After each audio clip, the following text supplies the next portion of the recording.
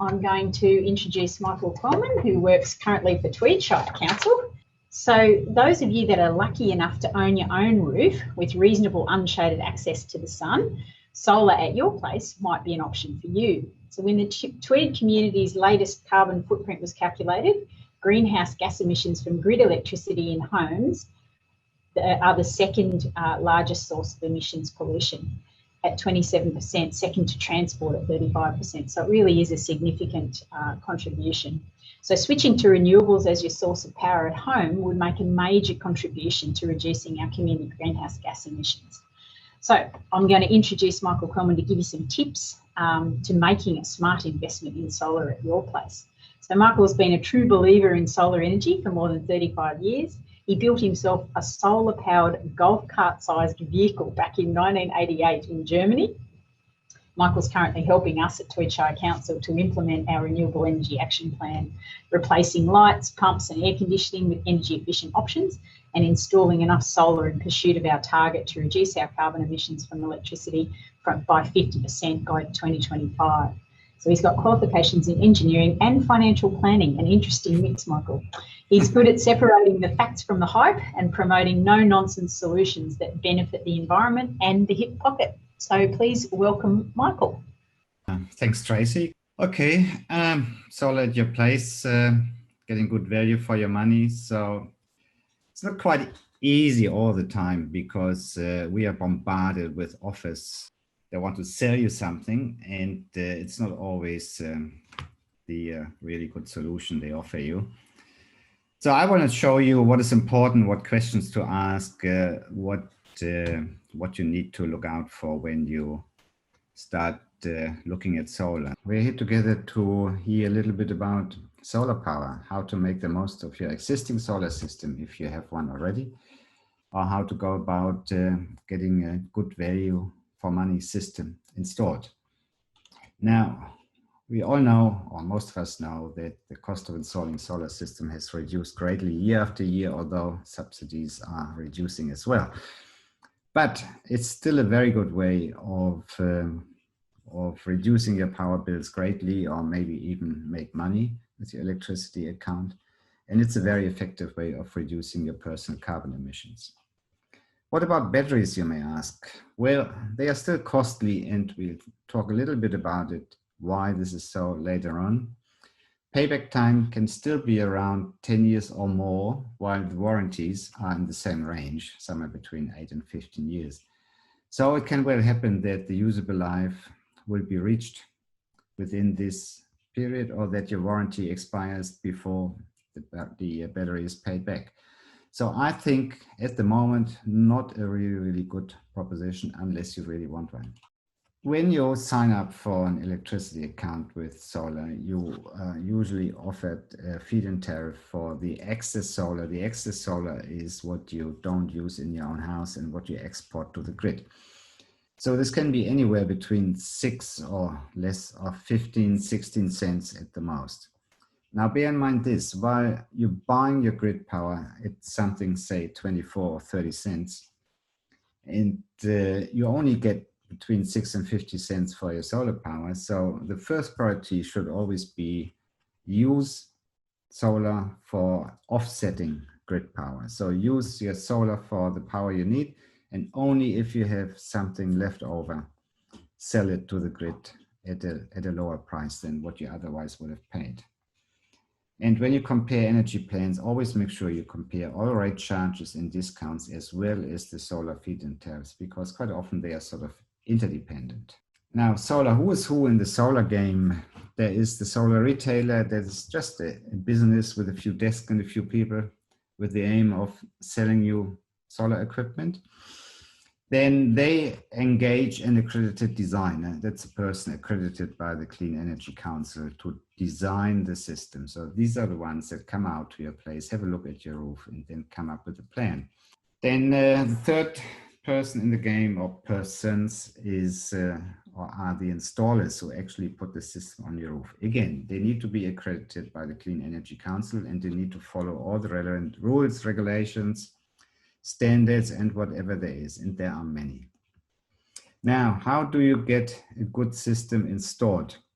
I would say use reliable, accredited suppliers, ideally local suppliers that can show something to you from your local area, that have done jobs in your local area and where people talk highly of them. You can also check online for reviews, ask around for recommendations, check out references.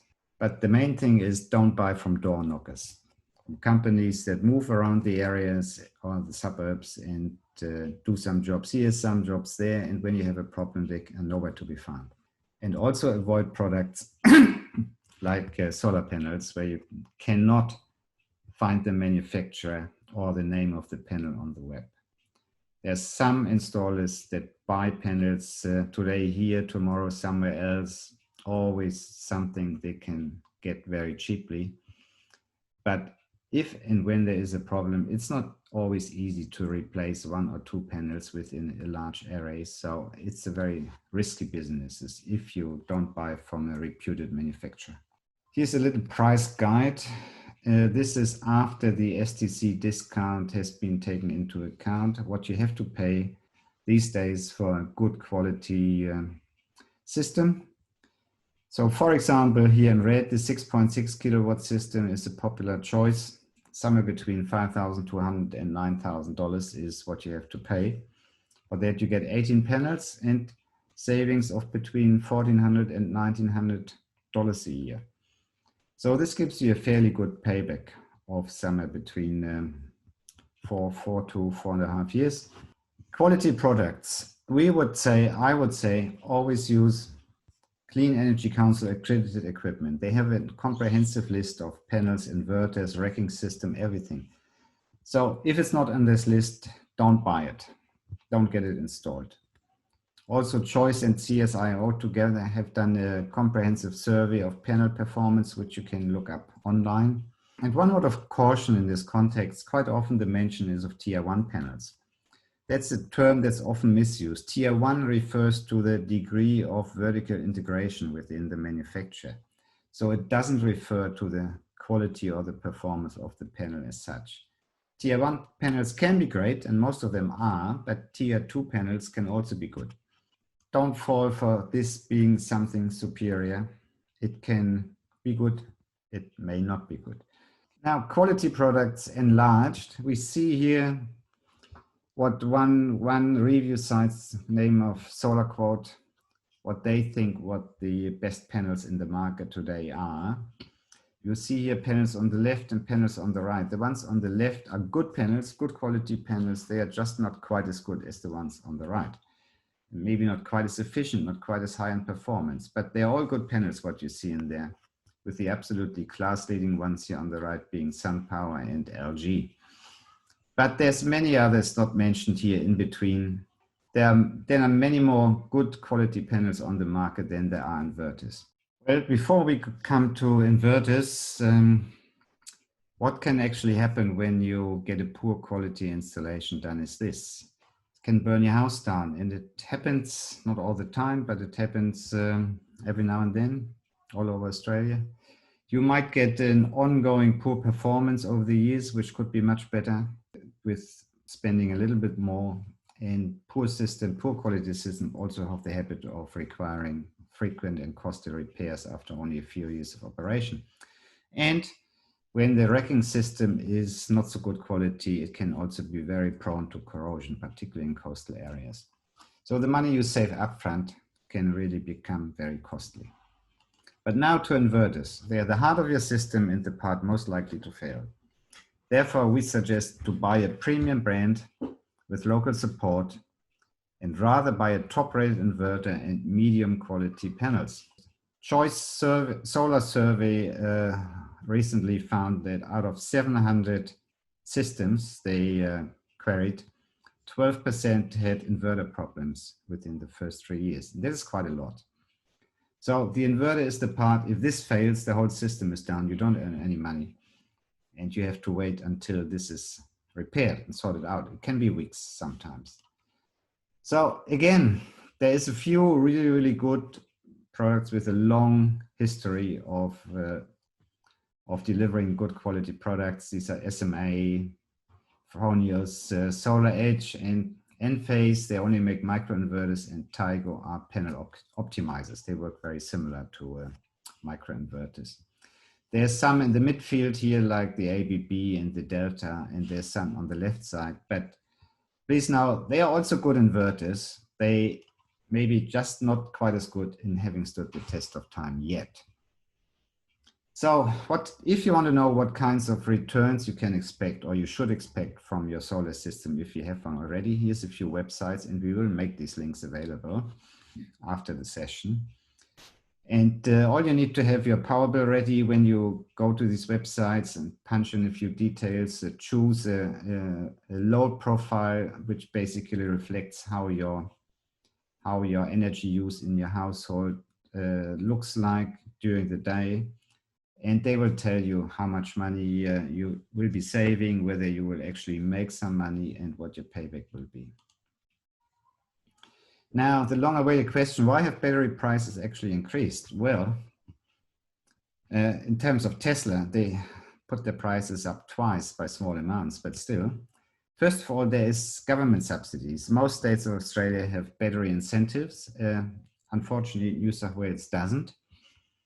Then we have the high cost of lithium and lithium-based cells because of the very high demand for these products, which is mostly used at the moment for utility scale batteries, like big batteries like the Tesla battery in South Australia, and for electric vehicles, which are becoming much more popular all around the world, and eventually maybe perhaps in Australia too, or maybe just because they can.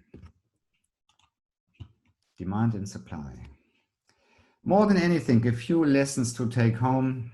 Always install more kilowatt in solar panels than you think you'll need. When I had my first solar system, that was 12 years ago, installed, I wanted 2 kilowatt. And I was talked into buying 3. And I was so grateful that I agreed, because it really earned me money, particularly in the early years when the feed-in tariffs were higher. Try to get the best feed-in tariff you can. So current offers range from 7 cents to 15 cents per kilowatt hour, maybe slightly more. But also check the daily supply charge, because some retailers, when they have a high feed-in tariff, they also charge a high daily supply charge. You have to find your own balance that fits your household best. And if you do that and do all the right things, you might end up in a situation that you basically get your energy for free. And because all the export you put out into the grid will work towards negating your daily supply charge, apart from free energy during the day. Here's some resources, some useful websites we will also make available. The few of them, there is Energy Made Easy, which is a website for independent government operated comparison of electricity and gas prices. I find it very useful. There's a few review sites and lots of good information on here. That's the end of it. Thank you very much for listening. And now is the time for questions, if you have any. And you've got a question there from Jonathan saying, what is the maximum output you can expect from a 6 kilowatt system and a 5 kilowatt inverter? Okay, this is about what I used to have on my previous house. And I got, on the very best of days, about 40 kilowatt hours a day. And across the year, as an average, I probably got 33, 34 kilowatt hours a day on the annual average. Okay, and we've got a couple more questions there. What's your view on VPPs, and do they make batteries more economical? They will eventually. There are some VPPs available, very few Australia-wide, more in the southern states than in New South Wales or Queensland. But I think VPP will be a driver towards lowering battery prices, because it offers, how do I put it? It offers another way of making money and basically bring the end cost of batteries down by not only serving in your own household as a source for energy when the sun is not shining, but also being able to sell energy to the grid when it's in high demand. And this is quite often at much higher prices than otherwise you get for feed-in tariff from your solar panels. Yes, I think it's a good idea, and it will help to drive battery prices down. And is New South Wales offering any rebates is another question that's come through from Rachel. How would you access that? Nothing I'm aware of for batteries, and in terms of solar panels, it's only the STC that is Australia-wide, the STC credits, which are sort of built into every quote you receive and ask for. I'm not aware of any particular rebates other than for special situations like some subsidized installations for community housing and things like this, but nothing on a broad scale. Okay, and Brian's he's just made the comment that in Victoria and South Australia, they're now installing the ability to remotely control the solar systems. Do you foresee that happening here in New South Wales? Yes, I do. It serves two purposes. The first purpose is that they are able to shut down your solar system if there's a bushfire near you. And while the utility can deactivate the grid wherever there's a bushfire, it cannot, without this mechanism, it cannot deactivate the power from your solar system that flows into the wires from the other end, from the household end. That's one thing. The second thing is when, as we install more and more solar panels on roofs, it will happen in certain situations. There's more power available than the grid can handle, particularly in the midday hours. So in order to stabilize the grid and in order to avoid shutdowns because the voltage goes too high, it's much better to either throttle the output of solar systems or in some cases even shut them down completely for short periods of time. I think it's essential, it will happen, and it has to happen. It's a good thing. Okay, any other last questions before we thank Michael? And question for Tweed Shire Council. Currently my excess solar goes somewhere.